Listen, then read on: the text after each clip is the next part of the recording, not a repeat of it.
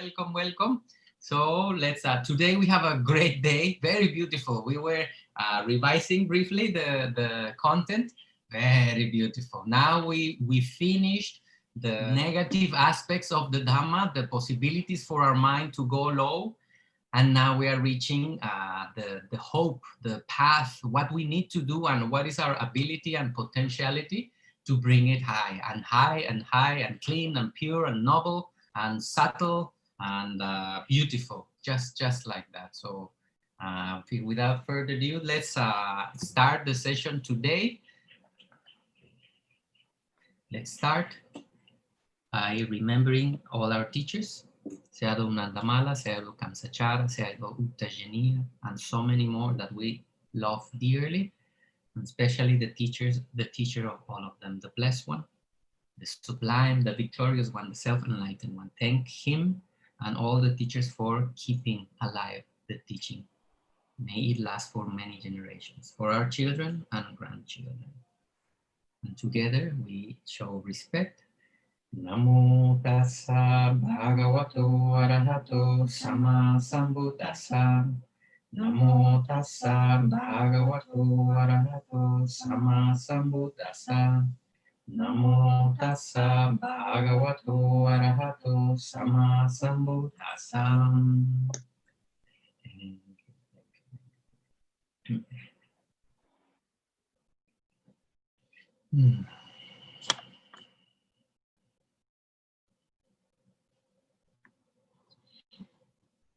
Okay, so good evening, everybody. Today we are going to finish with the Maggaṅgas, the path factors that we left last week, actually. So there are a few of them that we need to look at, and then if we have enough time, we will go to the faculties, indriyas. Yes, so as Bhante said, we have already finished the category of the unwholesome, and now we are in the mixed misakha sangaha, in the mixed category. So some of them are wholesome factors and some of them are unwholesome, so they are both. No? So it is also very helpful because knowing what is right and knowing what is not right is very helpful to understand it in both ways. Knowing what is not right makes the right stronger. We clearly know when our mind is can be misleaded, and it is very important because yes, even in deep development, inner development, the mind can still be cheated by our wrong views and by our ignorance and appearances. So it's very important to know clearly where are we and what is the next step for our further development. Yes, so let's continue with the mixed category, so both. Then later on, finishing this category, then we will move to the enlightenment factors. Then there is purely good. Purely good, yeah. Okay, so everybody ready? Everybody ready? Yes. Okay. Very nice energy. Yes. Okay. I love you, my friends. Okay, so last week, just as a reminder, then we have looked at Maggaṅgas, the path factors. Then we have discussed previously that usually we, when we hear the word path factors, Maggaṅgas, then we think it is the Noble Eightfold Path, no? And it is right, it is part of the Noble Eightfold Path. But here, the path factors in this mixed category, it has a meaning. Instead of just a Noble Eightfold Path, it means something that leads to some place, like a road or a path. So not necessarily only the Noble Eightfold Path that leads to Nibbana, but it can lead to some kind of realm or some kind of existence as well. So a path. No? Okay, so the 12 factors here we have by this meaning. Then we have the Noble Eightfold Path, 8 of them. Then we have on the other side, the wrong ones, which are wrong view, wrong thought, then right speech, right action, and right livelihood. Although there are wrong speech, wrong action, and wrong livelihood. There is. But it is not included here in the path because they are not a separate mental factor. They are not a separate Cetasika. They are, for example, right speech, like we discussed already last time, like right speech, so wrong speech, lying. Somebody may lie because of dosa, because of lobha, or because of moha. So it is not, there is no one Cetasika that is called wrong speech by itself. So it is not, so it is not included in here in the path factors. Then we have the right effort, and then we have wrong effort. Then the mindfulness, today we will discuss. Then also we have wrong concentration. So right concentration, wrong concentration. So that makes it 12 path factors. So last time we have already seen right view, right effort, and right concentration. But as a little review, that I will just very quickly go through also the right view, because it's already 2 weeks ago. To have it, yeah, so to have it clear refresh. And have the full map in the mind, and never too much to repeat, and even memorize these, my dear family. Really, if we can memorize these things, keep it at hand. Whenever we are practicing ourselves, we know what is the thing to do. And if somebody asks us, the answer will come very elegant, because we will know precisely and we will be fair to the teaching. So just to mention, if the Buddha says Samma right something, is because there was a wrong something. That's why he used the word. Otherwise, he would just use view or sati, with keep your mind with awareness or concentration. But because there is wrong also, this is why the main reason, also he explained both sides, when our concentration can go astray, or being in the wrong side. Okay, so let's go to right view, just a little bit review.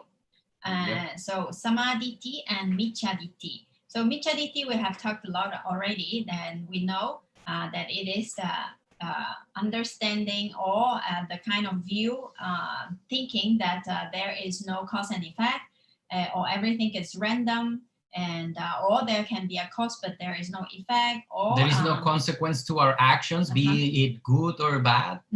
And also we also saw Sakaya Ditti recently, like taking the mind and matter, taking this process to be I, also one kind of wrong view. So many kinds of wrong view we have already seen. And last week we have also seen Samadhi, right view. What kind of right view is there? So we have seen, here is just a revision because we have already explored it previously. Yeah, so Kama Sakata Samadhi, meaning that understanding one is the owner of one's own karma. Everybody is responsible for their own action. This kind of right understanding is the first kind of right view. Talking about ourselves, and we know that any being, animal or human that ever will exist in the universe is responsible, is actually the heir. His inheritance is his own previous actions, be it good or bad. Yes. Then the next kind of samadhi is called vipassana samadhi, meaning the understanding of anicca, dukkha, and anatta. So this kind of right view during the practice of vipassana, which at this moment not yet arrived to Magga, not yet arrived to the path, but it is developing this kind of right view. Then when it is complete, then it becomes a Magga Samadhi. This Magga Samadhi actually is the Samadhi, that means Panya in the Magga Chitta, accompanied in the Magga Chitta. And Vipassana Samadhi, or the practice of Vipassana, the right view of Vipassana, understanding reality as it is, we can think of it as the corridor that will link us from the neighborhood of samsara to final liberation, the path of it, understanding the three characteristics of reality, of anicca, dukkha, and anatta, non-self, change, impermanence, and unsatisfactoriness. Okay, so Magga Samadhi, then we have a Phala Samadhi, the right view. Is part of the Noble Eightfold Path, that accompanies the Phala Chitta. The fruition of our enlightenment.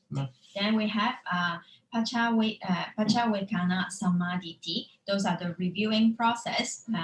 Where after Magga and after Phala, then we have the process of reviewing Nibbana, reviewing Magga, reviewing Phala, reviewing what kind of defilements are being eradicated, what were left what are out, still left. So these 5 kinds of reviewing process. So there are also right view accompanying this kind of chittas during those process. So those are the Pachawekana Samadhi.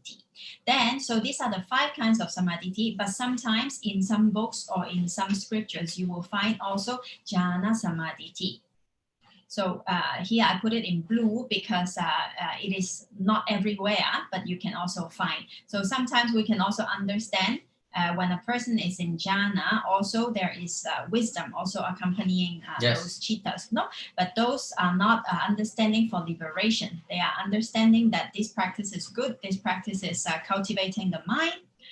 It will lead us to a good state. No, so there are good effect, cost and effect. So sometimes I think it can be included also in Kammasakata.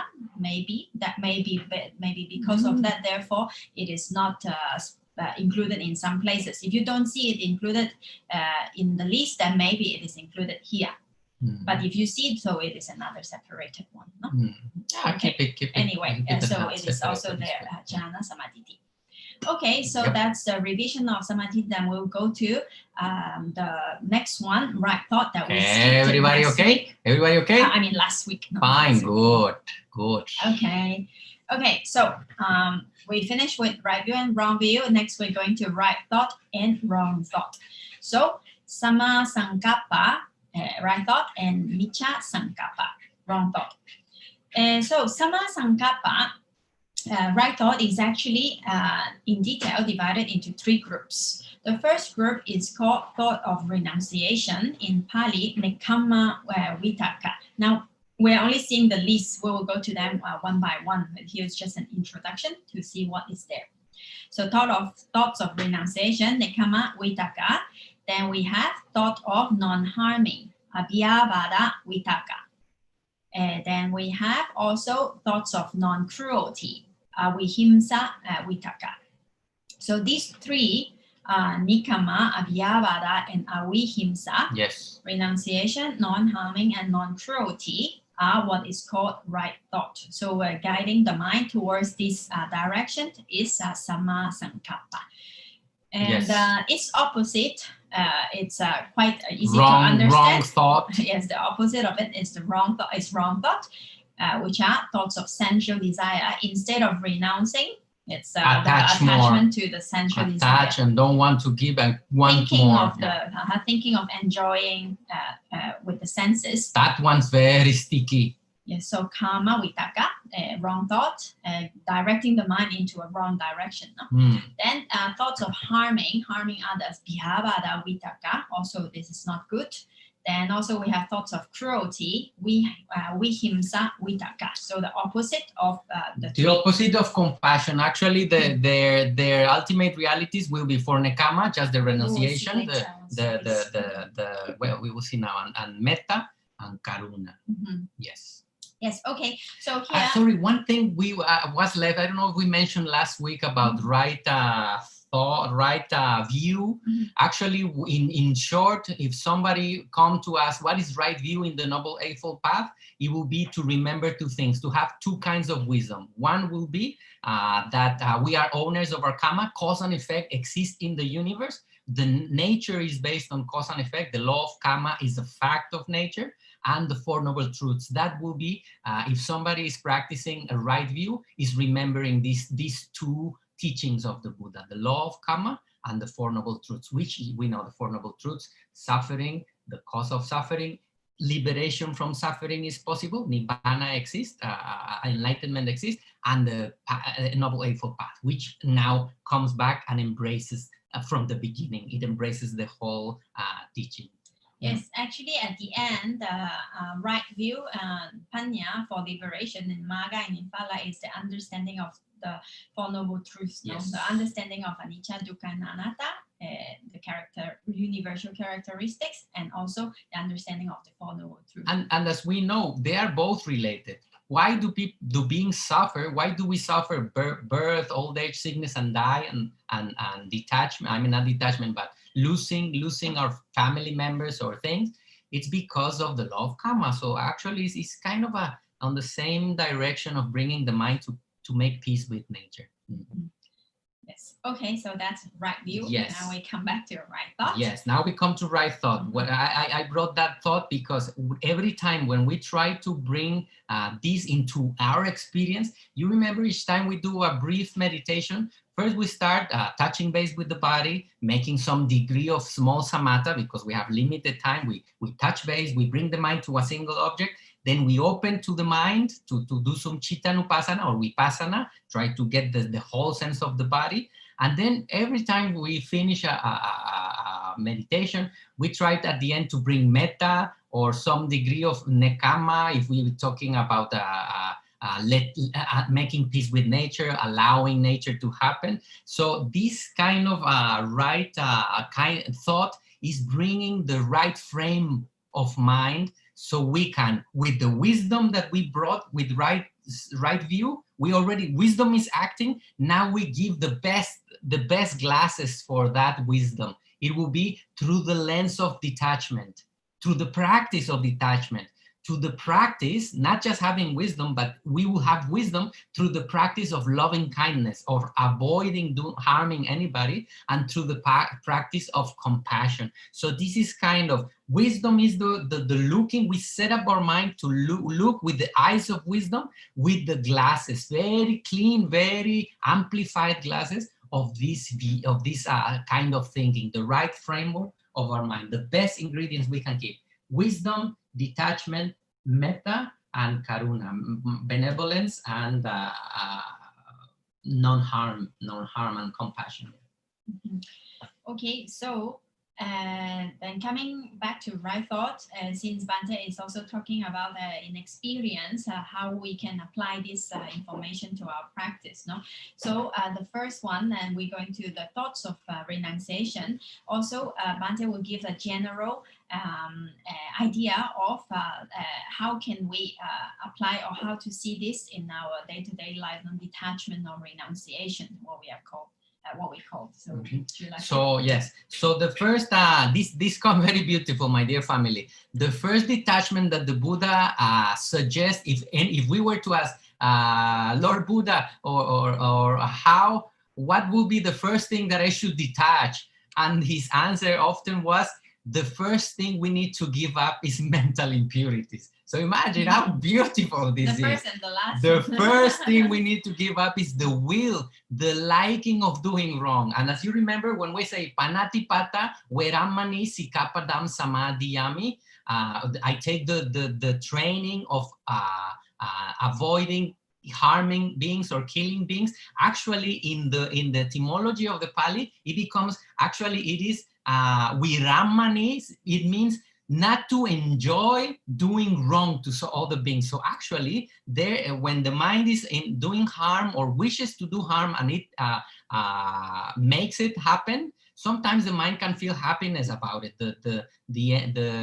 The bad guys in the movies, when they do wrong, they are quite happy. So is this kind of even slight liking to doing wrong, the he that comes when we finalize something wrong, that we need to give up. So it's the first thing that the Buddha advised the practitioners to let go, harming or hurting, dividing, etc., etc.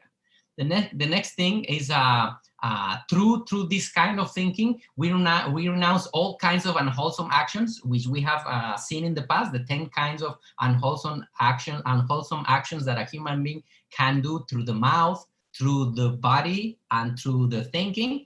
We renounce cruelty, any kind of cruelty or of harming, killing, the first precept. We also, the kind of renunciation that we will generally associate with, it will be the freedom from dependence of the senses. To be always seeking inner happiness that is, we are seeking a happiness that is independent from what we see, from what we smell, taste, touch, etc., etc. We can develop through letting go of our addictions to the senses, to develop a kind of mental stability and well-being and happiness that is totally independent. If we have beautiful or non-beautiful sides, the mind will still continue stable and happy or joyful and in the noble side without needing or searching for, because the searching itself, this nekama, we can also look at it as the opposite of desire, isn't it? Desire wishes for and looks for. Nekama is totally its opposite. It knows it is there, it accepts it, but it lets it go for the greater good, for the mental stability and all the things that develop once a mind is free. Free from searching, free from thirst, satisfied. So it is in all sense, this is totally related to our development and inner practice. The next kind of detachment that the Buddha does is to detach from ourselves, to be only thinking and serving ourselves, and start doing meritorious deeds. So actually, this detachment is very beautiful. Actually, is a sign of humility, the opposite of ego, the opposite of soberbia. How you say soberbia? Pride. We relax ourselves from our obsession with myself, my things, my needs, my thoughts, my things, my, I, me, mine, I, me, mine, I, me, mine. We go out, release, let go of oneself and start looking into the eyes of other, into the hearts of other, and into the needs of other, and start doing meritorious acts through our body, through generosity, through our voice, and through our thought. Even the practice of metta bhavana, thinking or karuna, compassion, thinking about other beings, we are not thinking about that time ourselves. We are letting go of ourselves, at least in that moment. These are all the kinds, we have seen it so many times, how beautiful the Buddha goes into the threads of the mind and see, this will bring benefit. This will bring benefit for you, our families, and all beings. So this is the next kind of detachment, to do while we do meritorious deeds. Beyond the goodness we are doing, we are detaching from our obsession, from our deity, from our ignorance of the self. Maybe this is one of the greatest ways or the most beneficial practices or fruits that nekama can yield. And then the next kind of detachment will be to let go of worldly enjoyment or worldly way of spending our life and seek spiritual development and cultivation. Right now, we could be looking at a movie on Netflix or whatever, or looking at social media, but we decided, we let go of that possibility for the greater good. We know it will be maybe less entertaining or something, but we are right now letting go, and we should rejoice in it. And this is the call of the Buddha. Now, on this letting go of the worldly ways for the search of spiritual development, the development of nobility and inner cultivation, there are many degrees, as we know, that we can apply. As a lay person, we can choose how much we practice sila, how much we practice meditation and study. And then inside the realm of lay life, having our lives, having our job or studies, whatever it is, we can be developing further until, if we wish, we can start practicing 8 precepts. Practicing is as anagarika, as acharana practices. Now she takes a little bit more training, and then we can also, there is a spectrum there, we can bring it higher and higher, and eventually, generally, as we remember, the Buddha was talking to monks, isn't it? So in many of the scriptures, the Buddha, since he was already talking to monks and people who was willing to devote themselves to inner cultivation, generally in the scriptures, the kind of nekama or renunciation that we'll find is to become that, to become a renunciant. When a person decides to go beyond and renounce lay life, renounce family or having a partner, renouncing sexuality, etc., some other things of the training, and decides to become a samanera, a 10 precept practitioner, or a fully ordained monk or nun, and dedicate as much as he or she can their time and energy, mental and physical, for this inner cultivation and more detachment. And the Buddha says it. We will bring a few very beautiful quotes. I mean, do you want to take a snapshot to the previous? Did you took a snapshot? If you wish, this is a good visual note to have around. And now we say what the Buddha has said. We will see another aspects quickly about detachment. The Buddha says in the Dhammapada, if by giving up small pleasures, great happiness is to be found, the wise should give up small pleasures, seeking great happiness. Seeing great happiness. If by giving up small pleasures, meaning everything that enters through our senses, great happiness is to be found in that freedom to be satisfied and at peace, the wise should give up small pleasures, seeing great happiness.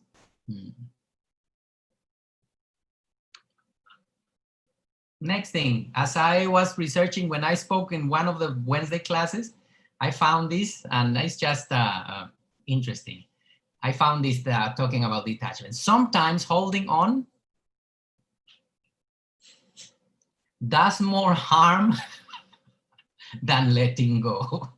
That is very true, my dear family. There are many ways, in physical ways or in mental ways. And the more the mind holds and try to keep up, to keep things non-changing and forever there, the more the mind will suffer. We already have seen it many times. And Venerable Ajahn Chah says the following. Do everything with a mind that lets go. If you let go a little, you will get a little peace. If you let go a lot, you will have a lot of peace. If you let go completely, you will have complete peace. How wonderful. Yes, my dear family. At the end, the whole of the practice is a matter of letting go. Letting the world be, flow in it as a bird, just cross it. Let it be, yes, pleasure and pain is there, but we just go through in a free way. If you wish to take a snapshot, very beautiful quote to keep at hand, do everything with a mind that lets go. If you let go a little, you will have a little peace. If you let go a lot, you will have a lot of peace. If you let go completely, we all will have complete peace. Sadhu, sadhu, sadhu. Look at his face, how beautiful, no, Ajahn Chah? In our inner circle, among Charanaya and us, we call him, with all respect, we call him Chatito. Oh, of course it matches, no? Ajahn Chah, Chatito, lindo, mira nomás. Lindo, lindo. He was strong, huh? If you have some of his books, he was tough. He was tough, but very compassionate. They are direct. Totally recommend his teachings. You will find some differences from Burmese style, but yes, worth keeping him close.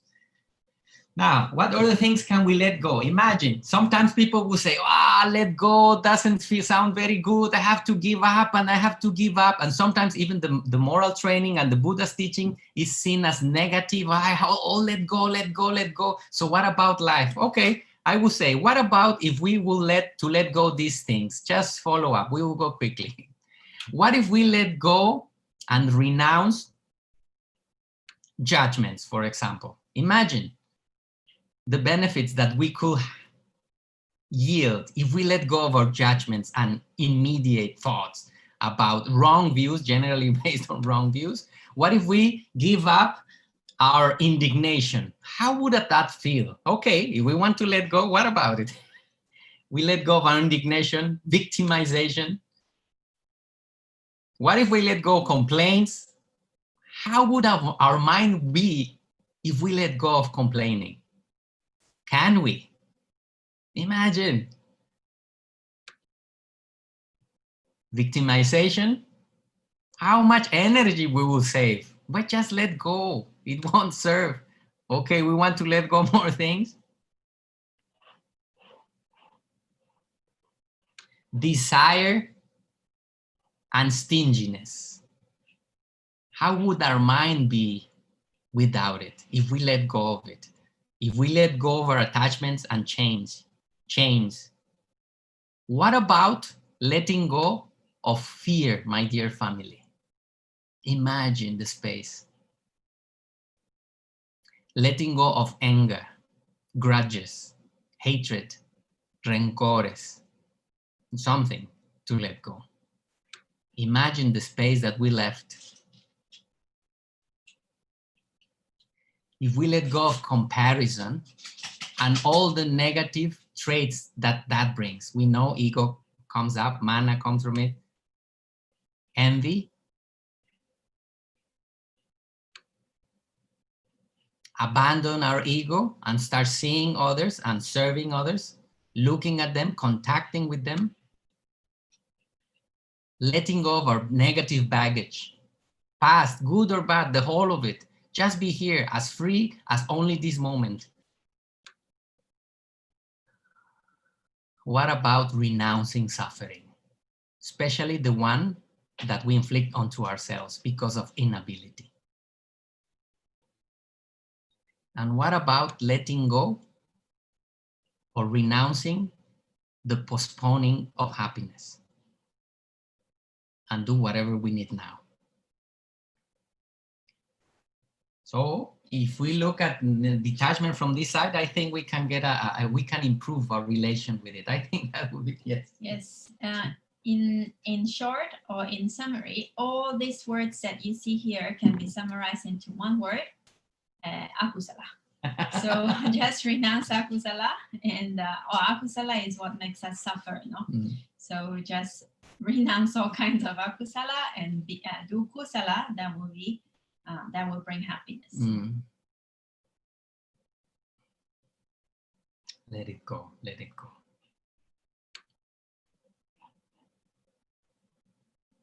The things that we can let go, my dear family, and the degree that we can go with it, it's unlimited, really. And the possibilities are endless once we recover all the space where our mind is chained. Let go of our shackles, let go of our chains, the ones that we have by ourselves hold, thanks to our ignorance. So talking about renunciation, I think we made a journey with it. May we all feel inspired too. Yeah, thank you, Bhante. So that's a very nice way of looking at it in different angles that we can apply in daily life. And about Nekkhamma Sankappa, thoughts of renunciation, there are a few more points that we would like to share with you.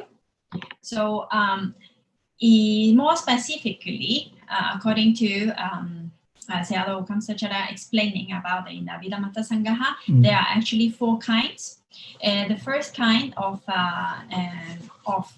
thoughts of renunciation is all kinds of kusala, just as we've seen right now, no? So not doing akusala, avoid doing wrong, do good. All kusala, because all kinds of kusala, by doing kusala, we are actually going away from akusala, no? So we are renouncing akusala, just like what we have seen right now. So how to renounce akusala?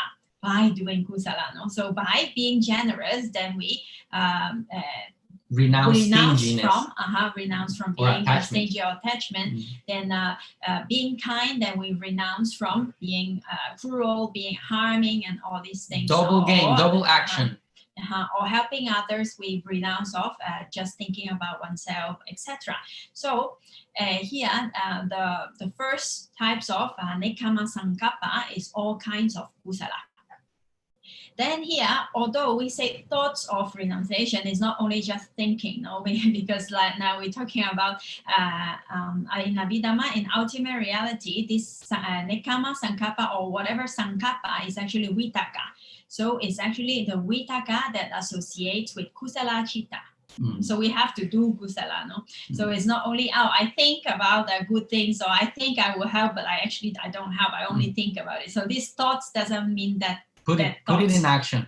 So that means the Vitakka that associates with all kinds of kusala. So the karma is performed on the 3 doors, in the mental level, verbal level, and physical level. Much more possibilities then. Okay, then the next one is, Bante already explained as well, then is become a renunciant, is one kind or another kind of Nekkhamma, Sankappa. And this is actually Vitakka Cetasika accompanying Alobha prominent Kusala Chitta, no? Because it is Alobha and not attachment, non-attachment. One comment here, my dear family, unequivocally, the Buddha was inspiring the people who listened to him, if they could, to find a way to approach renunciation. So definitely he was generally talking to monks, and many people became a monk. I never speak about this directly, because sometimes even our teachers, nobody wants to push. Everybody wants to feel whatever it's inside. But I just want to make the note. Yes, when the Buddha was talking about nekkhamma and letting go of for seeking spiritual development, he was generally also talking about renouncing the worldly ways. But we know, as in the scriptures, that many lay people got enlightened. It is possible. The only thing, it takes a little bit longer, because there are more things to take care of, as we know. So the difference between doing it from time to time something, or dedicating oneself, or trying to dedicate oneself full time for something. Same for any job. Yes, so this also depends on the liking of the person, of the tendency of the person. Because one time also Sayadaw Tejaniya, he says that it really depends on the person. Like sometimes a person, when he renounces and become a monk or a nun, then his practice go very well. But some people becoming a monk or become a nun, then his practice go down totally. We have seen he worries about different kinds of things, and so his mind. So it's really depend on the person. So the person, he practiced very well at home, but after he became a monk or a nun, then his practice go down because of whatever kind of reason. Also, it could happen. But of course, this is the way which the Buddha set up for one to continue with the training. Also, surely it is good. It depends. But it depends on everybody. Sayadaw Tejaniya says, as much as you put, as much as you get, and that's a fact of life. And as a friend, as a brother, I would say there are possibilities, especially in Theravada, to try, to experiment. As I did 5 times before this time being a monk, it is possible. I totally encourage a scientific way of looking at things, and just experiment. Anybody can try, even as an experience, as a learning experience. Wow, I would definitely suggest, if any, or inspire, or if somebody wish to try, you can ordain for a short time, see what it is, what it feels like, what it is happens to the mind, and then try. I mean, that would be yes. Yeah, it's but good anyway. to try. But at the end, the most important thing is to keep practicing, cultivate good quality, and avoid akusala, no? Because depending on circumstances, not all the time it is possible. When possible is good, even if it's not possible. Anyway, we're doing the same thing. And never stop having your yearly retreat, minimum 1 retreat a year. Let's give ourselves, just is the minimum we can do to our mind, 1 retreat. Everybody will know how long it can do it. Okay, thank you. Just sign up. Okay, so the second one is thoughts of renunciation. And then the third one. Las monjitas, qué linda. And the third one is the attainment of jhana. So the attainment of jhana is also nekkhamma, because we are going away from the thoughts of nivarana, no? From the 5 hindrances. So it is giving up the 5 hindrances. So in this case, jhana is attainment of jhana is also nekkhamma. Way of detachment, high detachment. Yes, and the other one, the last one is actually vipassana jnana. This is also renunciation. So you see, the Buddha always, when he explains something, he's always go to the final goal, no? So what is vipassana jnana? It's actually freedom from niccaditthi, the view of a permanent, of viewing things as permanent. Nicca with N, from anicca, the niccaditthi, thinking that things are permanent. Our body is permanent, our soul is permanent, whatever, the world is permanent, it is not so. Viewing things as permanent, yes. No? Or sukkaditthi, So viewing things as satisfactory instead of dukkha, we see it as sukha. We see it as good, as happiness instead of unsatisfactory. No? Just as a reminder, my dear family, many people will say, why Buddhism always focusing on suffering? Suffering happens, unsatisfactory happiness, unsatisfactoriness happens because of anicca, because it changes. Happiness exists and well-being exists, but it will change because of the first element of nature, which is unavoidable change. If we manage to balance our environment, if we manage to balance our moment, sooner or later that will change. That's why dukkha is inherent in nature, because it will bound to change. Sooner or later, we will lose, or the thing will break, or we will get old and die. That happiness that we experience in this life will definitely change. It's not a negative point of view, but just a cause of law of reality. Changing. Yes. Happiness and stability sooner or later will be different. And at the end, even it is happiness, or even whatever it may be, or even during that it is during the moment of existing, everything arises and passes away, as Buddha, as Bhante just said right now. But at the end, the mere arising and passing away is already dukkha. It's so busy, always taking care of this, taking care of at that. Peace, and never at peace. So in this sense, also we can understand dukkha. Dukkha is because of anicca. But because we attach to what we like, to our life, to there's so many things, everything we can basically attach to. So we think that they are good because we see them as sukha, we see them as satisfactory, therefore we attach. And also the last one is attaditi, the view of a self. So seeing things as the opposite of anicca, dukkha, and anatta, actually. So anicca, sukha, and atta. Yes. So why is vipassana jnana called nekkhamma? Because it is free from these three kinds of wrong views. It detaches the mind, is detached from these wrong views. So with these three kinds of views, very soon the attachment comes after this view. Because if we see things as permanent, we think they last long, then we attach to it. If we think they are nice, they are good, they bring happiness, then attachment comes. And if we see things as self, this is I, this is me, this is mine, this is mine, this is mine, that attachment comes. So therefore, the cause of suffering. So the vipassana jnana. So here we go again. Is being free from these three kinds of view. Therefore, it is called a nekkhamma, because it is renounced from attachment, renouncing from attachment. How wonderful, no, my dear family? Look, all what we have explored before, now we can put the pieces together. Everything goes to the same way. You look it from kusala, it goes to one direction. You will look it from akusala, from the practice, from the theory, everything is simplified. It's a matter of letting go. Let it go, but everything start making sense. I'm very glad. Yeah. By means of wisdom, not by means of thinking. Yes. Yeah, because sometimes Sayadaw Tejaniya also reminds us that the act of letting go, that's why it's called jnana, vipassana jnana. It's not the vipassana thinking. So jnana is real understanding by means of wisdom. If we try to let go, say, okay, this is not going to let go, I think I let go, I let go. Okay. But this only actually we think we let go, but we don't actually do. So that is just trying to suppress, and sometimes it makes more troubles, and because we cannot accept that we cannot let go.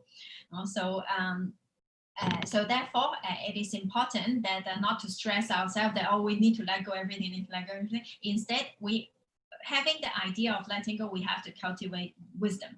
So wisdom with true understanding, it will let go. And a quote of Sayadaw Tejaniya, which we have heard many times before, I'm sure, and it's very beautiful reminder, is don't worry. You are not to let go of anything. That is the work of wisdom. This Sayadaw Tejaniya is pointing right to this thing. When we understand that something is harmful, we will naturally let it go until we bring light onto our common reality. Yeah, real letting wisdom will let go, not ourselves. If we force ourselves, that's why talking about renouncing, when people get depressed and pushed and frustrated.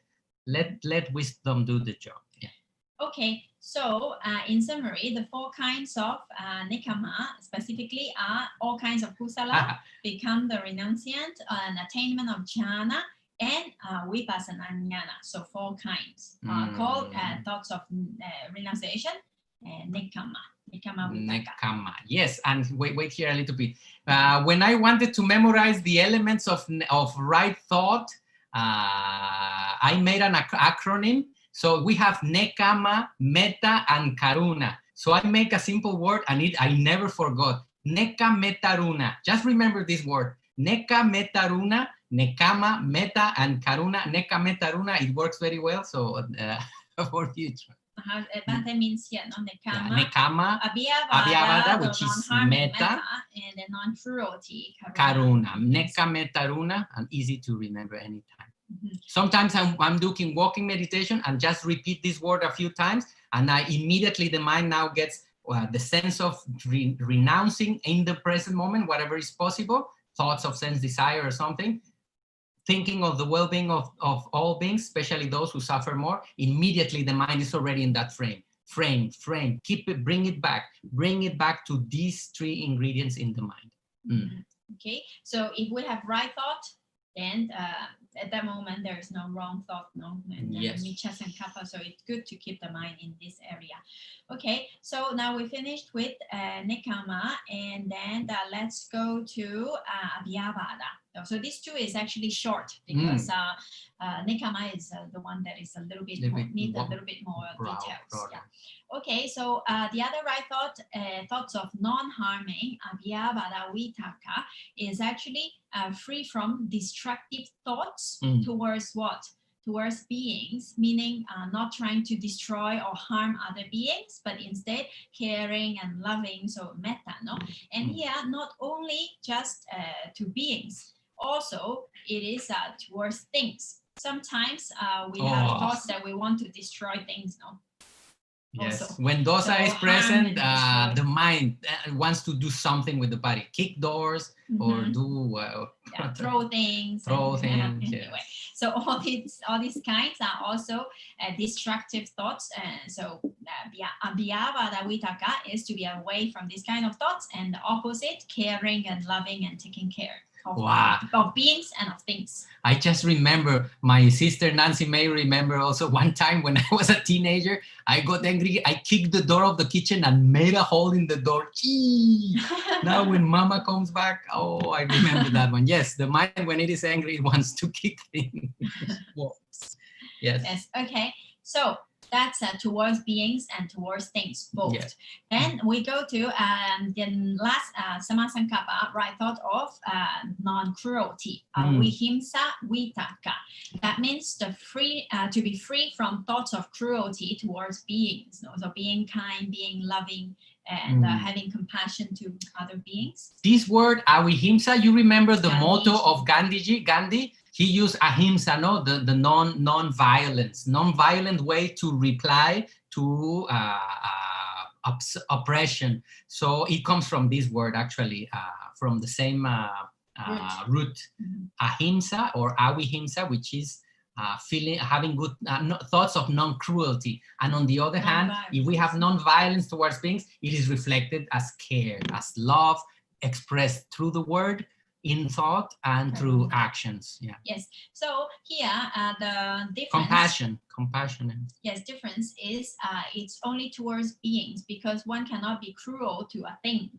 Only can be cannot torture a thing. The thing does not feel. So actually, this one is only for applied to beings.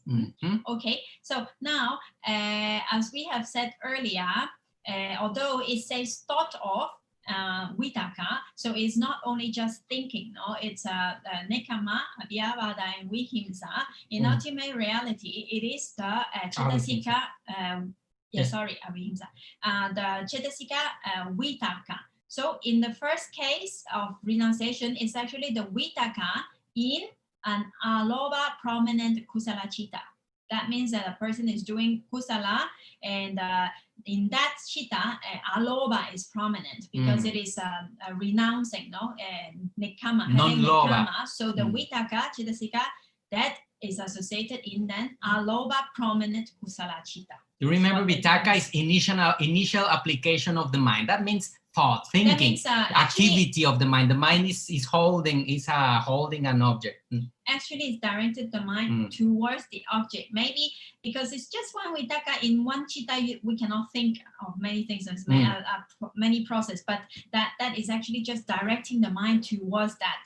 The mind is holding the alobha, going there, the detachment. The mind is directed. You remember we bend our mind towards detachment. So that is already, it becomes a practice. It starts as a thought, and it goes as a practice. And if we do it often, it becomes a trait or personality of the being. Because it did it many times and it felt some benefit from it, the mind naturally will tend towards compassion, generosity, and non-harming. Okay, so welcome, Cass. Welcome, Casita. And okay, let's continue. Okay, so thoughts of non-harming in ultimate reality is Vitakka, associated with an adosa prominent kusala chitta. So because it is non-harming, so it's more prominent. Adosa chatasika is more prominent in this kind of kusala chitta, no? And then the last one, thoughts of non-cruelty, avihimsa Vitakka, is Vitakka in an karuna prominent kusala chitta.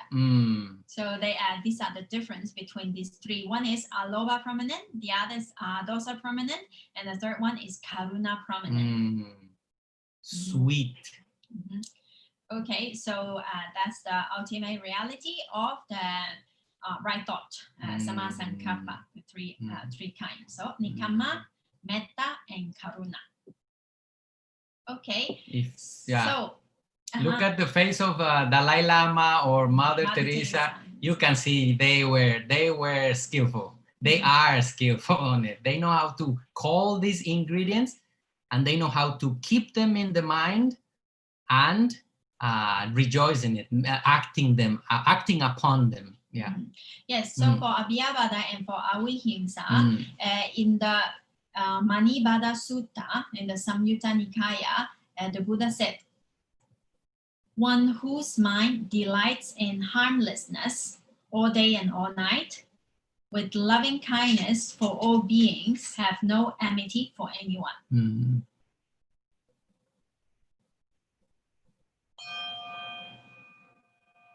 And I think it's now a good moment, no, to have a break. Let's have a break. So let's just finish this last slide. And so Sama Sankappa and Miccha Sankappa, the opposite, no? So opposite of renunciation of Nekama is Kama Vitakka, the thoughts of directing the mind towards a sense desire. So Lobha prominent chitta, no, in this case. Then thoughts of harming, Dosa prominent chitta.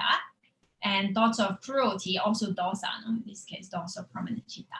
Okay, so in this case, we finished with the right thought and wrong thought. And just good time to have a short break. Yes, my dear family. Everybody okay? Everybody okay? Beautiful, no? Today, when we look at the beautiful natures of our potential. We all have it. We all know how to practice. And the limits, these are limitless. Okay, so we have 4-minute break and see you very soon. Thank you, everyone. See you in a few minutes. Welcome, everyone. Welcome. Okay, so let's go. Let's continue.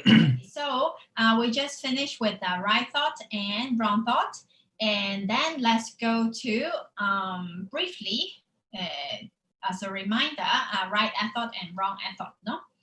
We have already seen this last session.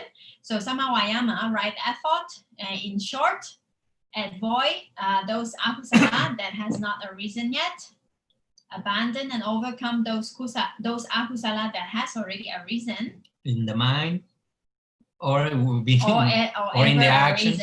Yes. So developed a kusala that has not yet arisen, and maintained and further developed kusala that has already arisen. So these are the 4 kinds of right effort. Samavayama. Savapapasa akaranam kusalasa upasampada. Avoid doing bad, do good. Okay. So then, on the other hand, Miccha Vayama, wrong effort, is Viriya, Chitasika, accompanying any Akusala Chittas. So when we put effort in doing something that is unwholesome, no? So that is wrong effort. All kinds of Viriya that associate with Akusala. Okay, so this we have already seen last week, so we're not going into detail anymore. Let's go to right mindfulness. So we will see right mindfulness in the direct words of the Buddha himself. And let's go. So it says, and what is right mindfulness? The Buddha asked. Here, a monk dwells contemplating the body in the body, ardent, clearly comprehending and mindful, removing covetousness and grief with regard to the world. Okay, let's read everything first, then we will go into details. He dwells contemplating feelings in feelings, the mind in the mind, the Dhamma in the Dhamma. In the same way, those dots means repeating. No? So he dwells contemplating feeling in feeling, ardent, clear, comprehending, and mindful, removing covetousness and grief with regard to the world. And then in the same way, the mind and the Dhamma in the Dhamma. Ardent, clearly comprehending and mindful, removing covetousness and grief with regard to the world. This is called right mindfulness. So here, my dear family, take a snapshot. This is a summary of the whole Satipatthana Sutta. The whole instruction of the Buddha is given to have awareness of the mind, of the body, the Dhamma, and the sensations, the Vedanas. Yes, so here there are something that I would like to further share with you. Here, first of all, removing covetousness and grief with regard to the world. This world is actually loka. No, this world does not only mean like the world. It actually means the five khandhas, no? Five aggregates. So this thing that is called loka, the world in this sense. Five aggregates in any realm that they have possibility to appear is referring to it. All kinds of attachments and covetousness and grief. Abhidhamma in Pali. Now here there is a few words that is quite interesting here. Ardent, this word in Pali is atapi. Atapi, clear comprehending, atapi sampajano, and satima. So means one who has the viriya, ardent. This word translated into English is ardent, but actually it refers to viriya. It refers to the four kinds of right effort that we have just seen. Also here it is atapi means viriya. So ardent comes from fire, so it burns the kilesa, yes. Burning the negativity of the mind. That's the kind of effort that burns the obstacles for the mind to be purified. So atapi, this long this prefix means towards. Tapi comes from the verb tapeti, means to burn. So as Bhante said, one who by means of viriya, by means of effort, burns all kinds of mental defilement. With such an effort, burning all kinds of defilement is called ardent atapi here in the Mahasatipatthana Sutta. Burn lobha, dosa, and moha, or the five hindrances, etc. Yes, then clear comprehending. Clear comprehension. One who has clear comprehension in Pali, sampajana. Sampajana here is actually an ultimate reality panya, no? Samadhiti panya. So that means clearly understanding. In the case of kaya, body, so clearly understanding the body as it is, or clearly understanding Vedana as it is, and the chitta, whatever kinds of chitta as it is, and then the Dhamma. Dhamma has many categories. Later we will look at it. Clarity of mind will be directly destroyed by intoxicating the mind with alcohol, drugs, or excessive entertainment. So it is this kind of clarity, this kind of non-tina and mida, non-sleepiness or torpor. It is this kind of knowing clearly and directing the mind towards generating more wisdom. In the Mahasatipatthana Sutta, there is actually one section about clear comprehension, no? The Sampajanya Pava. So in that section, also it is being explained. There are actually, Sayadaw Kamsachara, when he taught us the Mahasatipatthana Sutta, he explained the 4 kinds of clear comprehension.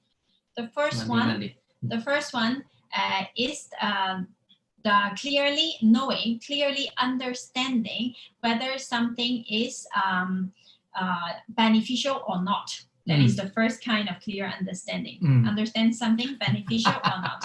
Then the second one, yes, is clear understanding of whether something is suitable or not. Then the third understanding, and Gochara Sampajanya, is clearly understanding, clearly knowing the object of meditation. So if a person is practicing vipassana, so that the nama or the rupa that he is contemplating, he clearly understands that object as it really is. No? So the third kind of clear comprehension or clear knowing. Then the fourth kind of clear knowing is asamoha sampajanya. That is the highest. That is a clear knowing of non-delusion. So it's really panya, no? Out of all kinds of ignorance. No? So clear comprehension are also actually deeper. Okay, anyway, now we are not explaining the whole Mahasatipatthana Sutta, so we are just going some main points which are interesting. And I want to take a little moment, my dear family. Right now that Charana is saying, as when all what we have shared with you was shared to us by Macau Sayadaw, as you know. And now that she says, when he explained us the Satipatthana Sutta, which was a course of a few months, I just felt a great gratitude. So I wish to all of us to remember, you know him.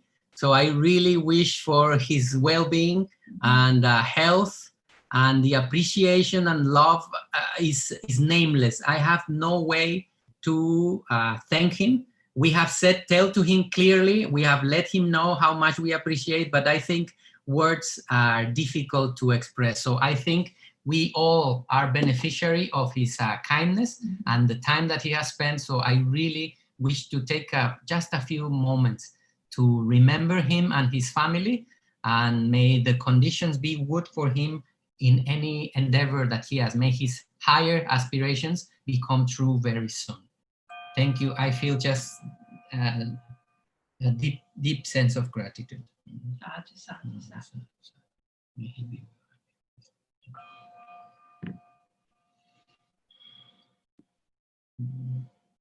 Thank you, Sayadaw. Thank you so much. More to come, my dear family. There are more things that he has shared. We have the notes, and let's see how much life gives us. And may this be beneficial for many.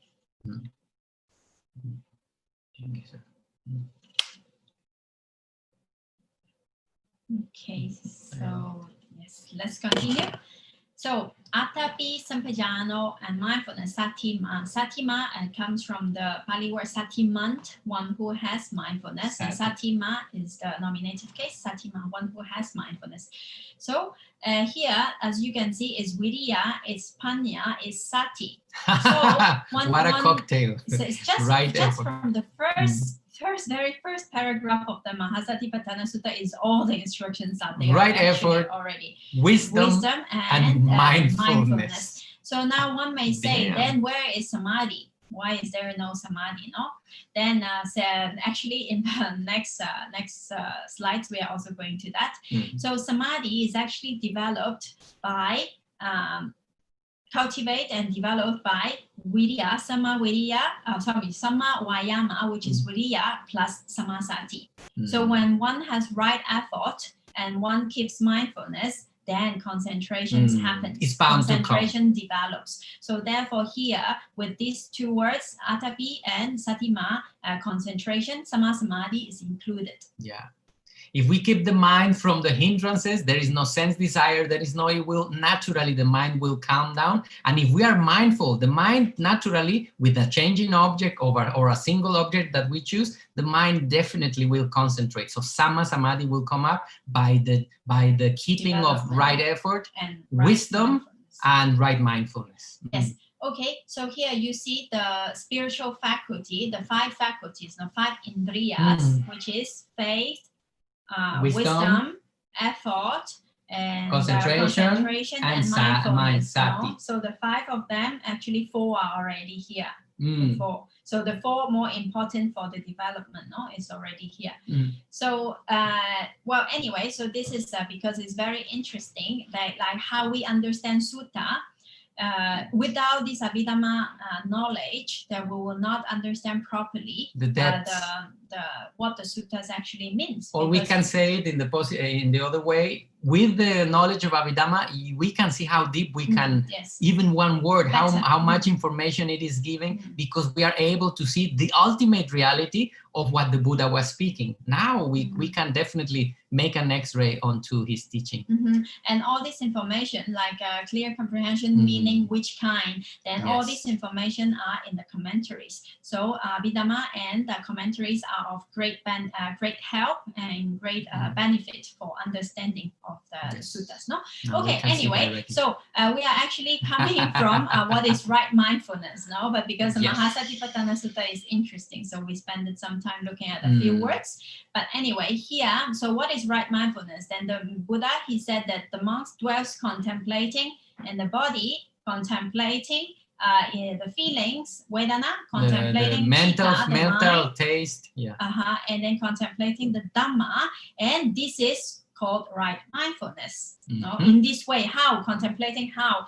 So with Viriya, with Panya, and with Sati, contemplating in this way, and removing, meaning being away from abhijja, covetousness, and domanassa, and ill will, with regard to the 5 aggregates. So this is what the Buddha called right mindfulness. No?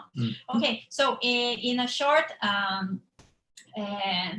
summary, so samasati, right mindfulness, means mindfulness founded on the contemplation of the body, kaya, mental feeling, vedana, chitta, mind, and the dhammas. So the 4 satipatthana, no? That this Dhamma actually have many categories. Here I just made a few of them as an example. For example, the bases, the ayatanas, and then the hindrances, or the 4 noble truths. And then there are many categories. Then later we can look at them. But at the end, we can say that it's basically just mind and matter, no? So it is inside this group. To have wisdom towards our reality, the mind, contemplating mind and matter, in the right direction for liberation. Sorry. Okay. Now here also another interesting thing that we are not going into much detail, but just as a comment, I will briefly share with you, because this is interesting. So by the contemplation, samasati, on the body, what kind of vipallasa, what kind of mental perversion do we dispel. Dispel. Dispel by contemplating correctly the body as the body. We dispel the perversion idea of subha, of beautifulness, because that actually the body is a lot of like all the holes and all the holes of the body comes out smelly things and unpleasant things, unpleasant material and liquid. Yes, so this body we think that is so beautiful, it is so nice, and so everything. So actually it is not so beautiful as we think. So we So contemplating the body as it is, then we dispel this idea of thinking that of subha. Have you ever seen an autopsy and a video or something? I totally recommend, so we can get a sense what is beyond the surface. Not so pleasant. So by contemplating, we can see both. Yes, it is beautiful temporarily in the surface, but actually the body's a little bit in its constituents, they are not very, very attractive. Okay, then by contemplating with right mindfulness, with samasati on Vedana, what is being dispelled is the dukkha, dukkha vipallasa, the perversion of, sukha vipallasa, sorry. So the perversion of seeing things as pleasant, as a sukha, satisfactory or happiness. Yes. Yeah, so we see things as it really is in the sense of dukkha. Because it's changing. Because of the changing we saw already. It's not negativity. Yes. Also, no? Yes. So by with samasati, contemplating the mind as it really is, we get rid of the perversion of anicca, of permanence. Because mind arises and passes, arises and passes. So quickly, our mind is moving. There is nothing that stays there for longer. No, so it's always arising, passing away. So with clear understanding, with right mindfulness, here we understand anicca. Yes. Then about the Dhamma, since we understand, if we look at it with right mindfulness, that everything is just a process of mind and matter. Nature. Then we cannot say that there is an atta, no, there is an I there. Cause and effect, cause and effect, cause and effect, cause and effect. That by its nature, with enough conditions, that it arises, passes, arises, passes, arises, and passes, not because of I, no.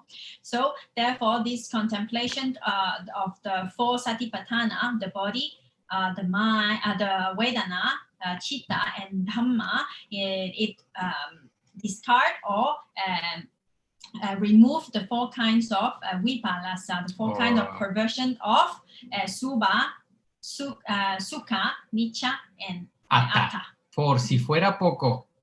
You see how round it becomes? You see how round, my dear family, it becomes? All the practices that the Buddha gave going in one single direction. One single direction. When we look at the elements, always going there. Attacking the different flanks of the enemy of ignorance, attacking from the different sides. Very nice. Beautiful. Yes. So right mindfulness. Yes. So sometimes, so we finished with right mindfulness here. So, but in some suttas, you may find that the Buddha mentioned micca ditti, micca sati. Together with micca ditti and together with other elements, the Buddha mentioned also micca sati. No? So you will see this word wrong mindfulness. But as we know, in ultimate reality, sati is a sobhana cetasika. No? It's a beautiful cetasika. So it never associates with akusala. So, right, everybody remember, no, sati only happens in kusala mental states. So how come, how come sati comes wrong if it is only kusala? No? Yeah. Yes. So in this case, then in the suttas, because you see sometimes in the suttas, the Buddha used terms that the person can understand. So it's not sometimes he used metaphors. Yes, and terms that are not the direct name of the cetasika itself. No, he used terms to explain something. So in this case, if you see the word micca sati, then the commentaries explains that that's when someone that he remembers something that he did wrong in the past, or we may perceive something wrongly. No? So actually, this is actually sanya associated with akusala chitta and other cetasikas. No? So in this case, if you see the word wrong mindfulness, then it might actually mean wrong sanya, wrong perception. Wrong perception. Not really not sati, but the wrong perception of our experiences. A kind of perception that will lead the mind towards akusala or sorrow. Yes. So, so in ultimate reality, there is nothing that is called a wrong mindfulness. Not really the sati cetasika. In this case, we can understand. But in some other traditions of not Theravada, some other traditions that sometimes people, I think it is Tibetan, in their Abhidhamma, they take sati to be universal? No, not universal, but sorry, as an ethically variable ingredient. I think because of these words of samasati that comes out in the sutta sometimes. Samasati and micca sati that comes out sometimes. No? But according to Theravada Abhidhamma, sati is only beautiful cetasika, only kusala. It does not associate with akusala. As we know, as a reminder, sati can come, wholesome sati can come immediately after the negative mental state. Akusala arose, and in the next moment, already the mind changed to kusala and knows, yes, I got angry or I was stingy or something, and it can be knowing, not at the same moment, but very clearly. In experience, my dear family, often we might say that we are aware that we are angry, but actually the mind at that moment is changing. Kusala, very, very quickly. So in our experience, yes, we can almost undeniably say that apparently we are aware that we are angry, but yes, it is ku changing, the switch changing from one side to the other very quickly. And that is great that the mind is doing so, because that's the only way to detriment or make the wrong habit, the nocive habit, go low, go subside or be less. Okay, so that's about right. Everybody okay? Everybody okay? Energy? Everybody okay? Continue a little bit, or how do you feel? We have one more. One last one. Now let's finish. Yeah, let's go. Well, actually, it's not even a new thing, because we saw it already. It's just a revision. So let's finish with this. Yeah, sorry. Don't Fair just posted a link that is more about wrong mindfulness. Okay. Don't Fair, can you explain a little bit what is this link? It's a video, as I see. What is it, Don't Fair? Oh, it's a Dhamma talk about just this topic. So I found it interesting.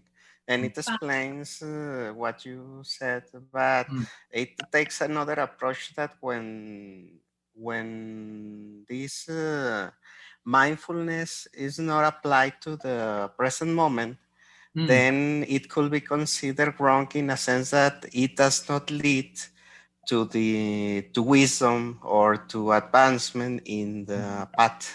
Yeah. For example, and also mentions about the imperfections of insight that kind of deviates from the right mindfulness of keep at the present experience, and like get lost in beautiful lives. And so it was given by Yuttadhammo Bhikkhu. Yeah. Very nice, very nice. We will take a look. Thank you, Fair. We totally Yuttadhammo Bhikkhu. Very nice, very clear mind, and very stable. Yes. I just share it because it's interesting on this kind of things that he mentioned that deviates the training from what it should be considered right mindfulness. Yeah. Thank you very much, Fair. Thank you very much. We will take a look.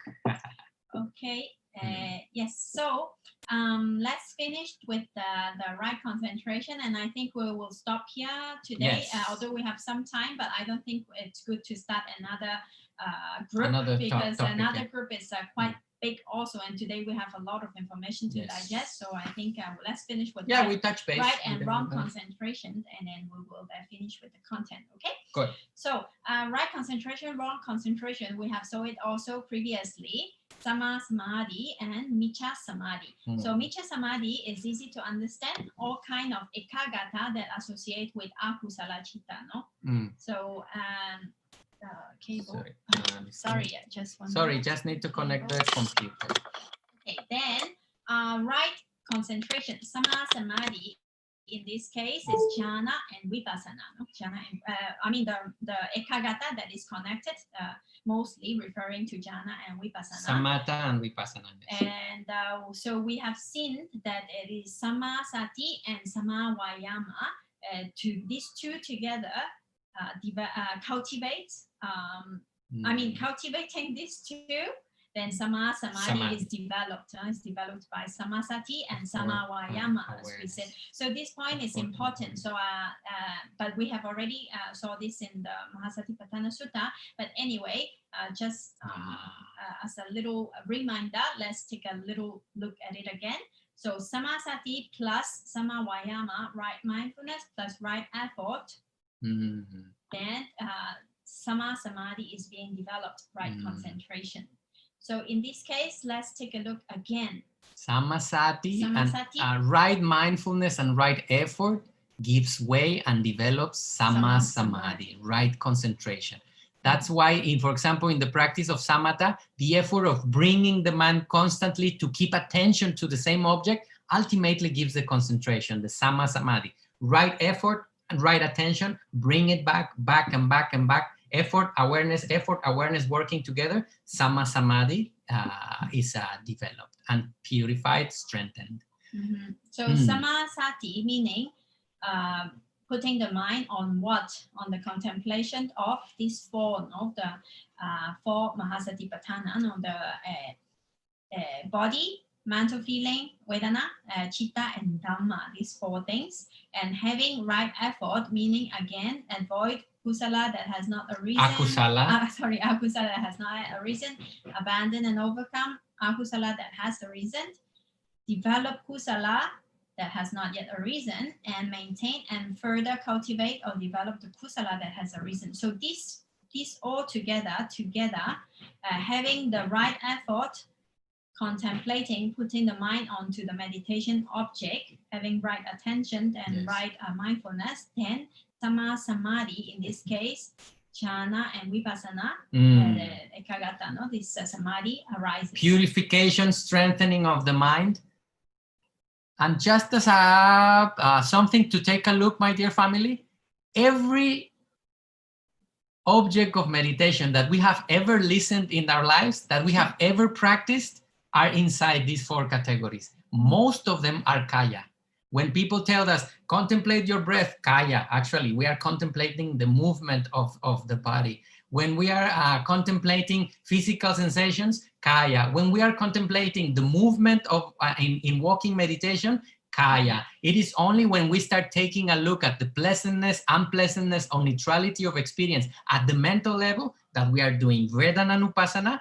And when we are the kind of meditation that we promote the most, because we were taught by Sayadaw Tejaniya, is contemplating Chittanupassana. What is the mind doing? What kind of mental ingredient is present? What is it doing to the mind itself and doing to the body? Now we're doing Chittanupassana. And Dhammanupassana is all the Sundays, all the Wednesdays that we come together to explore, and specifically these latest sessions in chapter 7, what is the Dhamma that brings our mind low, and what is the Dhammas or phenomena that brings our mind high.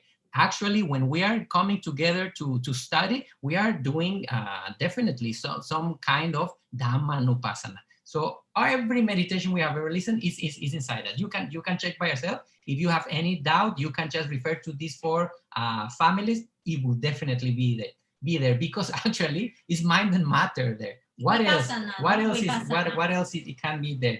Yeah. So yeah, vipassana will be contemplating the characteristics of all of them. Yes, I mean when Bhante said that all the meditation meaning vipassana, because otherwise, of course, we can contemplate on the white color, on panyati, or on the light, the concept of the earth, or all these things. So, but that is samatha. Yes.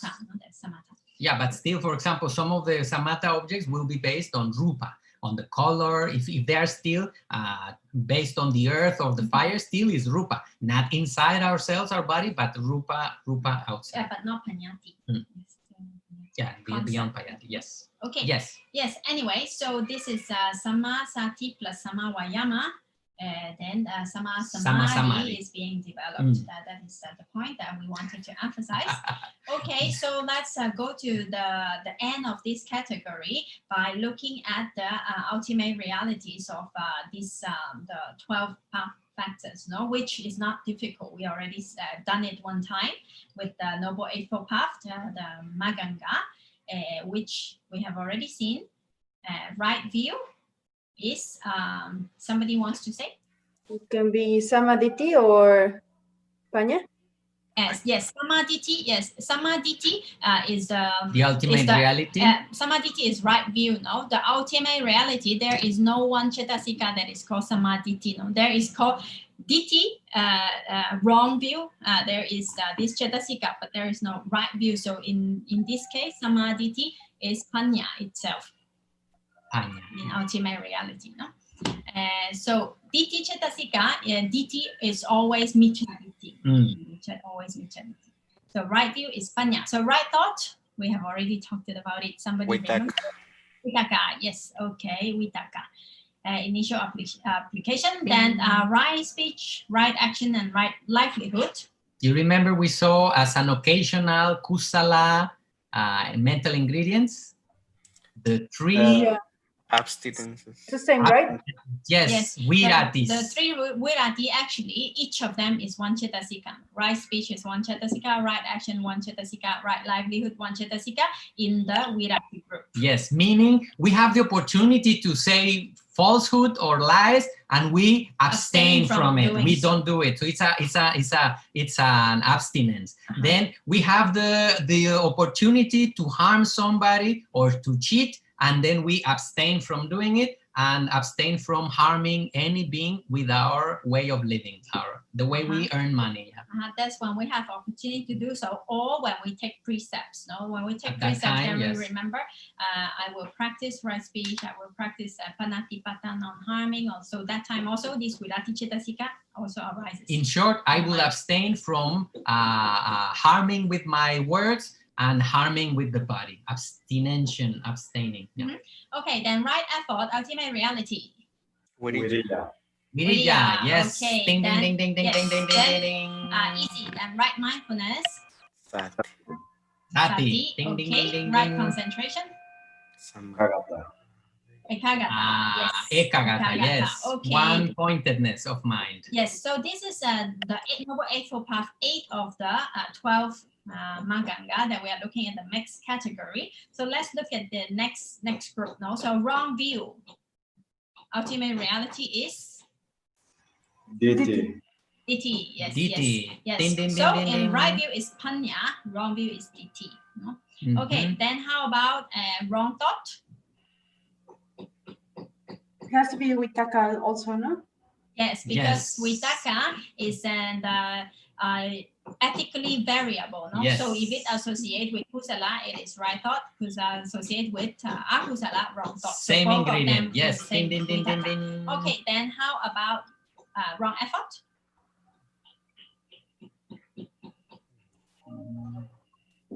Maybe Wirija also? Yeah, also with it. Yes, because also it's ethically variable. Depending with whom it associates, it will be right or wrong. Yes, it can be kusala or akusala. No. Okay, then how about wrong concentration? Ekagata. Ekagata. Two. Also in the same Yeah, way. because remember, Ekagata is a universal cetasika. It will be with any kind of mental state all the time. Even if in Bhikkhu, it will be present. Depending with whom it associates, it will give its ethical value. Yes. Yes. So the 12 path factors has 9 ultimate realities. So we have Panya, 3 viratis, and then Sati. These are beautiful ones, no? Kusala. Then Ditthi, akusala. And then we have Vitakka, which is the thought, right thought, wrong thought.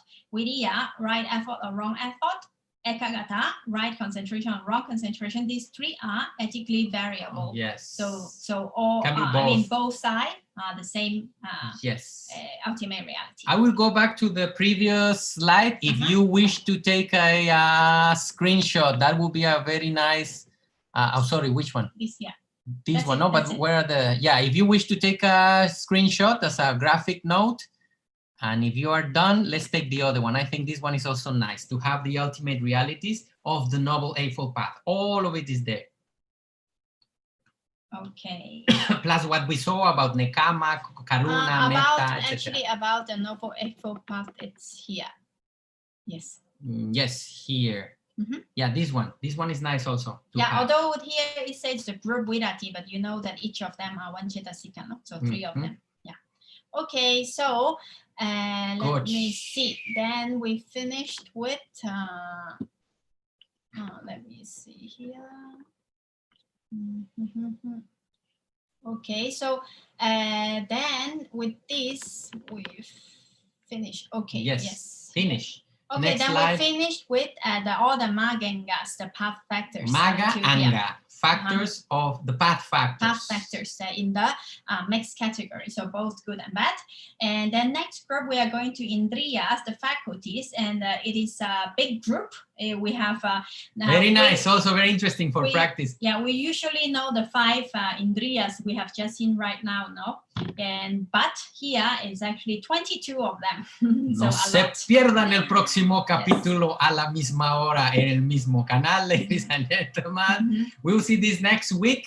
And very interesting, very yes. interesting, because it pertains a lot. It will give a lot of information about what is to be done in actual world, in actual practice. So I think for today we have 20 more minutes. I don't know how is everybody's energy, but we would like to touch base. How is it going, this chapter, my dear family? What do we bring home? Okay, my dear family, Don Guillermo, you raise your hand, some question, comment, and family, get ready. What is the mind doing with this? What avenues are opening? How do you see? Yes, Don Guillermo. The idea, the dilemma of you wishing all the time to be happy and to avoid suffering can also become an attachment in your whole life. So it is a frustration that you are constructing with your attachment to happiness and not suffering. How do you solve that dilemma? Yes, the mind, as the question, as far as I understand, is there is the dilemma of how not to get attached to be happy, isn't it? It's kind of, sometimes we can develop attachment to the Dhamma, we can develop attachment to anything. And yes, the Buddha says that whatever the mind can touch is liable to become an attachment. Here is the importance to keeping wisdom at hand and knowing that attachment in any way is good. There is no way that attachment is not good in any way. Even if we attach to goodness, actually we are already attached to it. We try to look happiness in the worldly sense, to the senses, and we are attached to it. Now we have another avenue, which has more potentiality to develop ourselves, to become noble-minded person, and we also get attached. And something to say is quite normal, because we already attached to what is good. We like good quality generally. We prefer good quality over lower quality. So now the Dhamma is present, and yes, that danger is always on, and the teachers never hesitate on reminding us and reminding us and reminding us about meditation, samatha. Be careful not to attach to the peace that is developed by your meditation. Otherwise, you will just use it as another, now it's a spiritual entertainment. You use worldly entertainment with cinema or with video games or whatever. Now you're using Dhamma entertainment. So be very careful not to attach to the happiness that is developed. Now, something, go ahead, something to add. Generally, when this wisdom is really developing, it will not, if it is real wisdom, it will not be going into the direction of attachment. So the presence of wisdom, keep it always there, and remember that the mind will get attached to, it knows how to attach easily. It will do it, so we have that as a warning. There is no dilemma in it. The teachers are very clear about it. Watch out, because the mind will like to keep it for himself. So as the example of the canoe, the teacher says the Dhamma is just the boat that we are using, that we will use to cross the sea of suffering. Carrying the boat after you arrive to the other shore will be nonsense. So the Dhamma is just we know it is just a tool, it's just a transport that will bring us to go through. And even the Dhamma, all of this knowledge, eventually it will be not necessary. We arrived already. The only thing we can do is share it to others. Hopefully we are there soon. Mm-hmm. Yeah. Yes. So only with wisdom, no? But also I wanted to also make one point, is that loba is the last, loba and moha is the last ingredient to be totally eradicated. So loba group meaning mana, no? Because in the sense desire also loba group, but it is eradicated in anagami stage. Anyway, I talk about loba. I talk about loba in general, no? Attachment in general. It can be attachment to the idea of a little bit of comparison with others, whatever it may be. So, or attachment to the Dhamma or whatever. So anyway, loba and moha is the last to be eradicated in the arahatship, no? So until then, there will be some kind, we are liable to some kind of attachments. So in this case, on the way towards the highest goal, then some kinds of attachment is a little bit acceptable. Let's say if we attach to doing good things, if we attach to studying, if we attach to that direction, which brings us at the end to the ultimate goal, because it is only at the end that we can totally eradicate everything, no? I mean, all kinds of loba and all kinds of delusion. No? So on the way, a little towards the good side is a little bit acceptable. I think I have heard teachers say so. And so they're not attaching to, of course, like to sensual pleasure or to bad the gross things attachment. And all this, no? So attaching to that side that brings the mind towards that direction and going towards that side, and slowly go eradicating little by little. Hopefully, we all get attached to doing good and to cultivate oneself. That would be great. And as the Dalai Lama puts it beautifully, and I like to mention it very constantly, if we are going to be selfish, at least let's be wise selfish. Okay, let's get attached, but to the good. Yeah, anyway, for the beginning, but it's okay that teachers, way, but later have to the teachers anyway says to be very careful, because yes, the Dhamma can be very beautiful. Haven't you felt many times pleasure by understanding something? When something that was hidden is shown, oh, it's so beautiful, it feels so nice that we can get attached. Well, under the attachment, before we get rid of it, which will be, as Charana says, the last thing to go before we get enlightened, well, let's keep it the good ones with a warning, caution. We know that the mind will get attached, and let's not this attachment cover wisdom. May wisdom prevail. Yeah. Only in the beginning, it's okay, it's acceptable, but slowly we have to eradicate those kinds of attachments. And eventually, Don Guillermo, I trust on nature. It comes a moment when the mind knows that the attachment is the obstacle. So it naturally knows that it is not necessary. I'm spoiling the thing. I'm trying to have it because I'm holding with the iron fist, I'm destroying it. So wisdom, there's some kind of wisdom that is like a dandelion, like a diente de león, that is so fragile that if you try to hold it, you destroy it already. So if we wish to reach deeper and subtler degrees of wisdom, our nature, I hope, I have this hope for all of us and in my process as well. Hopefully the wisdom can recognize that if it keeps this attachment iron fist, will destroy the very thing that was looking for. So trust, kusala, and good luck, my dear family, because the mind is very tricky. And anyway, the only antidote is develop wisdom, no? Then the wisdom will decide what to do. When we really understand wisdom, choose the way. Not really I choose to. Yeah. Just cause and condition. Cause and condition. Yes, my dear family. Somebody else, question, comment? Please don't fail. Welcome. Regarding the topic of attaching, trying to only experience good things, I think a useful tool is to remember that this too shall pass, like a famous history that either good or bad, this too shall pass. Yes. Yeah. Okay. I remember that story and I like it a lot. Yeah, the ring engraved with those words. Yeah. Yes. Thank you, Fred. Thank you. Nanchita, please go ahead. Can you give an example of wrong mindfulness? It's actually wrong sanya. To be remembering, for example, what we have wrongly done in the past. For example, guilt can be, we kind of aware of what we did, no? We can call, I'm mindful of the wrong I did.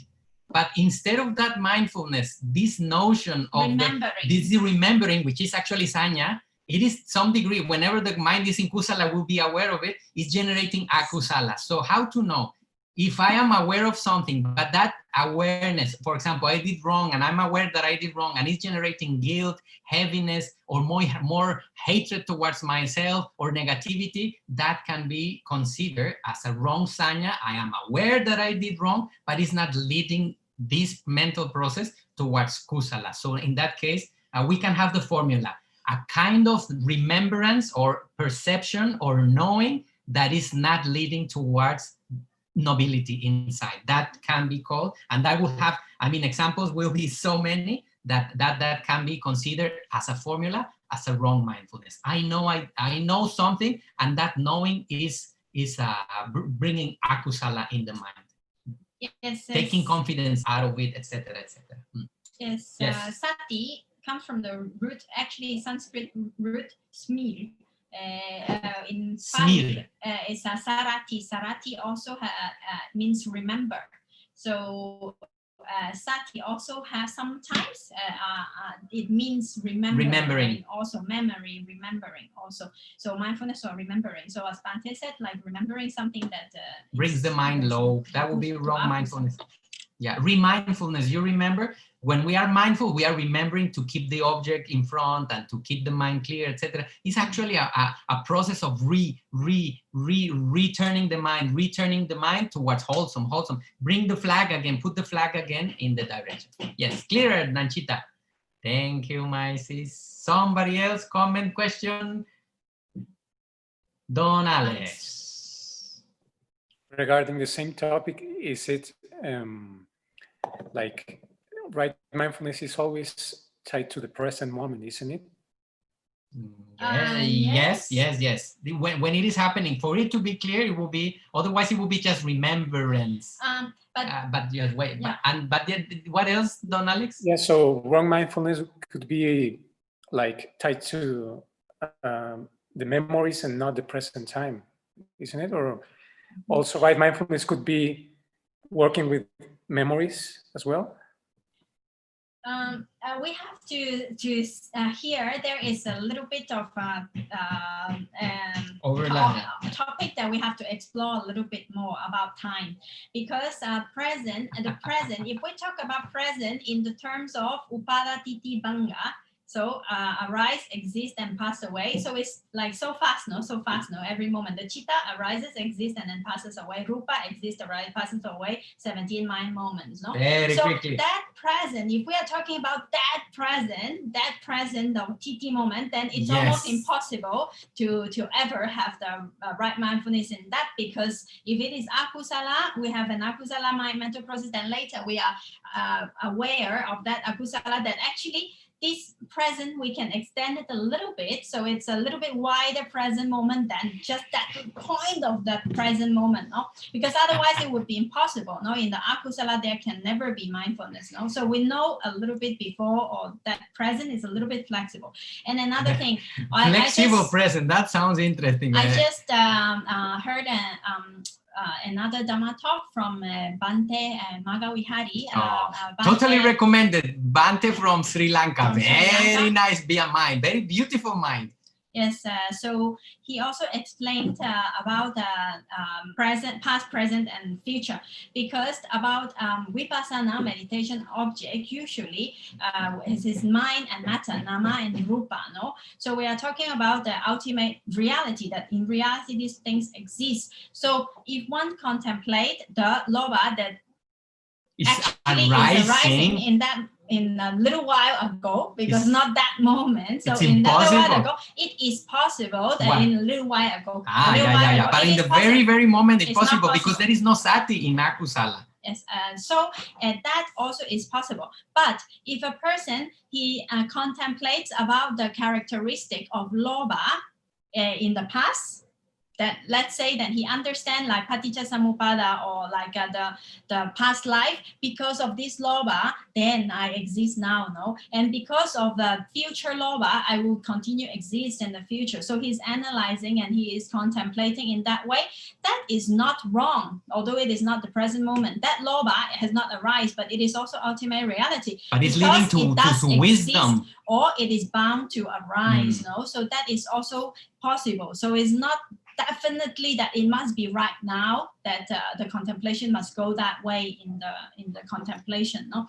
So, well, it will be a little bit more things to explore. 2 degrees of reality. The one we perceive, our experience, and the ultimate reality. In ultimate reality, as Sayadaw U Tejaniya says, we are always late. We are always aware of the mental process that happened a millisecond before, if you will. But we are always late because the very one that's happening, we are always late. So it does have this kind of remembering. It will depend how far, as Charana said, we make the window of present, either in our experience, but in ultimate reality, the present is a single chitta per one after the other. So it is very short window, which our perception, human perception, if we don't become a Buddha, it is impossible to catch. So in that sense, Don Alex, we are always late, but in a sense we can sharpen our awareness to be the closest as possible in the experience present. I don't know. Are we? So it is a, if we are referring to remembering something that happened yesterday, yes, that definitely we can have 2 layers of awareness.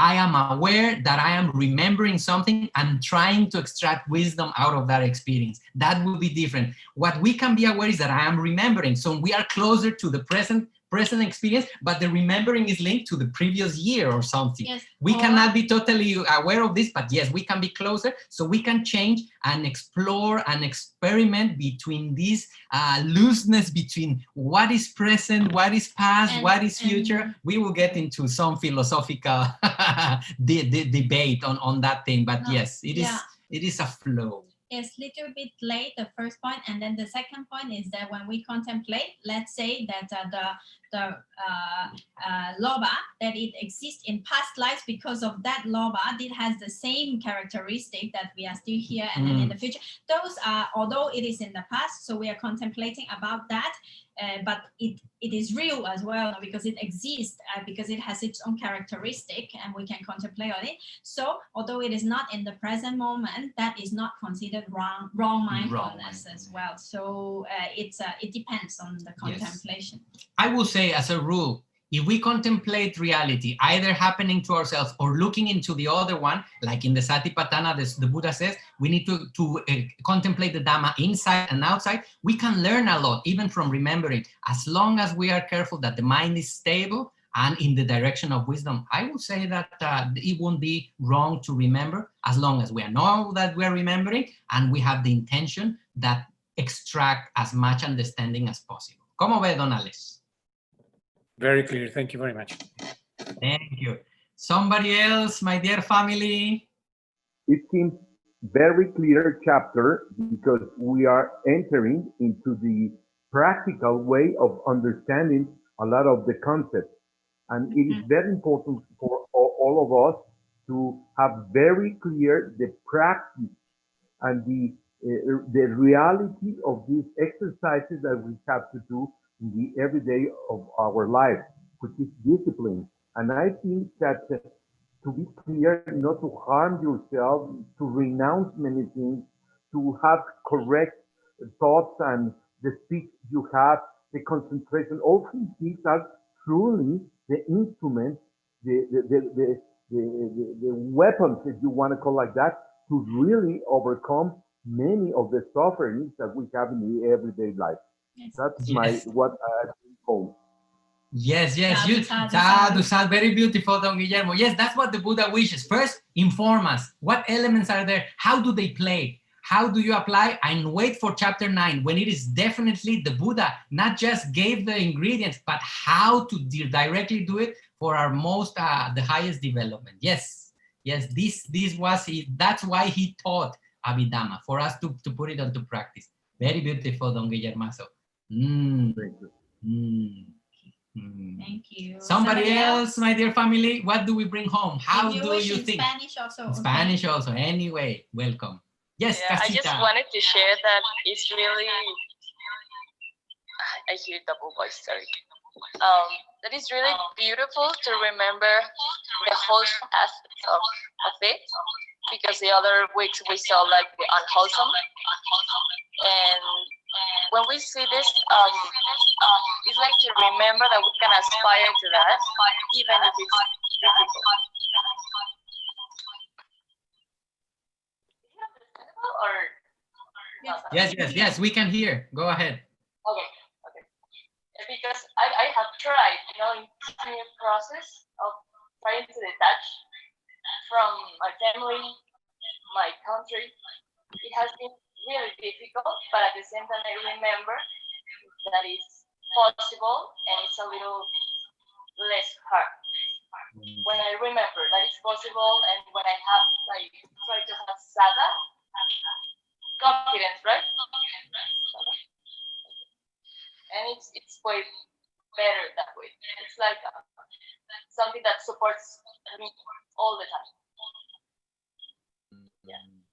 Sadhu, sadhu, sadhu, Casita. All the good energy, and we are together in this. And yes, it will become more beautiful as we go through it. You will see the next part to see our potentiality and how to apply it, as Guillermo says, and we are already seeing it. Yes, yes. Thank you, my dear family, for being together. All the best, Casita, on your journey. All the best wishes for all the family and our families. And my dear family, let's remember that we are doing good. We are trying at least. And I have to say, we are a little bit far. Our teachers are very happy. Seattle Cam always says, how is the group going? How is the group going? And we say, oh, Seattle, this is happening. This is that is happening. You can hear in the tone of his voice how happy he is that whatever he taught us is already giving fruits in the mind of somebody else, in the lives of somebody else. So he's really happy. Each time he gives us the lessons twice a week, you can hear he smiling as he's talking. So, all our teachers are very happy, and we have walked far, my dear family. The furthest we have ever gone with any group. This is the point of the arrow. This is the furthest we have gone, and is with you. So we have a lot of appreciation, and we know that many fruits will come. So may these benefits, having them on mind, be very directly enjoyed by our parents, our brothers and sisters, friends, family, co-workers, and all the beings we know and we don't know, especially those who suffer more. My dear family, please know that you are carrying now a treasure. It is that we worth more. I dare to say as a monk, I don't work because of a person, of the characteristic, because what we carry, we are all carrying it. Let's cherish this treasure. May these seeds give a lot of fruits for many things. Thank you so much. And also, he always said, there are more. There is more to come, my dear family. So no se pierdan el próximo capítulo. Seguimos adelante, queridos. I love you. Stay well. Good night. And may the blessings be well. Through the goodness that arises from our practice, may our spiritual teachers and guides of great virtue, our mother, our father, and our relatives, the sun and the moon, and all virtuous leaders of the world, may those who are friendly, indifferent, or hostile, may all beings receive the blessings of our lives. May they soon attain the threefold bliss and realize the deathless.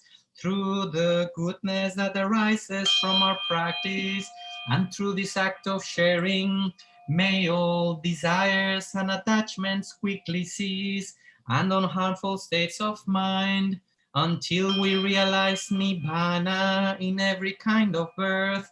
May we have an upright mind, with mindfulness and wisdom, austerity and vigor. May the forces of delusion not take hold, nor weaken our resolve. The Buddha is my excellent refuge, and surpassed is the protection of the Dhamma. The solitary Buddha is my noble Lord, the Sangha is my supreme support. Through the supreme power of all these, may darkness and delusion be dispelled.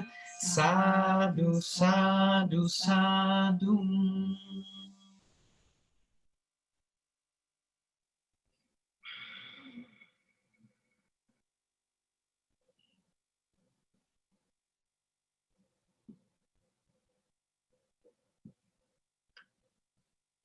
Have a good night, everybody. See you next week. Thank you, my and dears. We continue with Indriyas. Indriyas next week. Seguimos, queridos. Gracias. Abrazos. Thank you.